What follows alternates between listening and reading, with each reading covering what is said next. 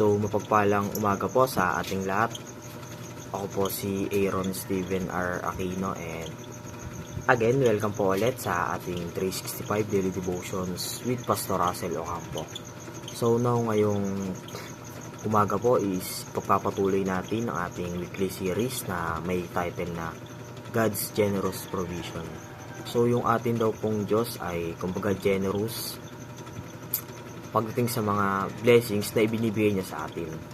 And para naman po sa ating topic for today na may pamagat na God gives us all things in Christ. Now, sabi po dito sa Romans chapter 8 verse 32, He who did not spare His own Son but gave Him up for us all, how will He not also with Him graciously give us all things? Or sa Tagalog naman po, siya na hindi ipinagkait ang kanyang sariling anak, kundi ibinigay dahil sa ating lahat. Bakit naman hindi ibibigay sa atin ng walang bayad ang lahat ng mga bagay? And para naman po sa ating katuruan ngayong araw, first is God is the perfect epitome of generosity.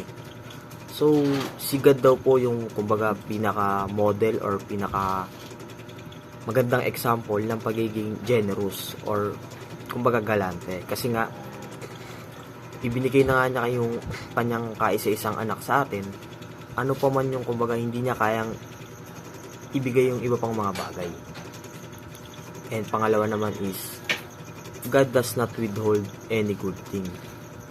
So, kailanman po ay hindi pinagkait sa atin ng Diyos yung ano man pong mga magagandang bagay.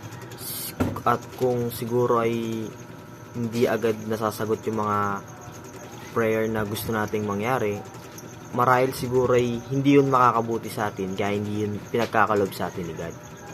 And lastly po sa ating katuruan ngayong araw is, God gives us everything we need, not everything we want.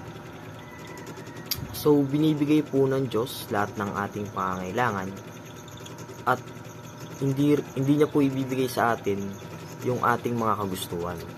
Dahil alam naman po natin na kumbaga alam ng Diyos kasi na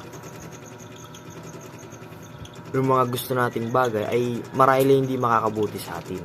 Kaya ang binibigay lamang sa atin ng Diyos ay yung mga bagay na kailangan lamang natin. And para naman po sa ating application ngayong araw, first is be generous to God's kingdom work.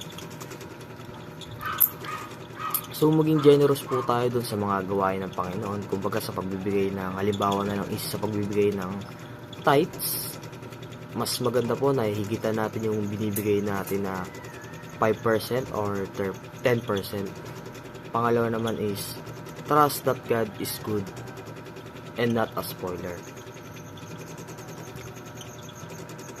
So, pagkatiwalaan po natin ng Diyos dahil siya po ay hindi spoiler, kumbaga hindi niya ibibigay lahat ng mga bagay na gusto natin dahil alam naman ng Diyos na yun ay maaaring makasama sa atin. And lastly po sa ating application ngayong araw is be satisfied with God's provision.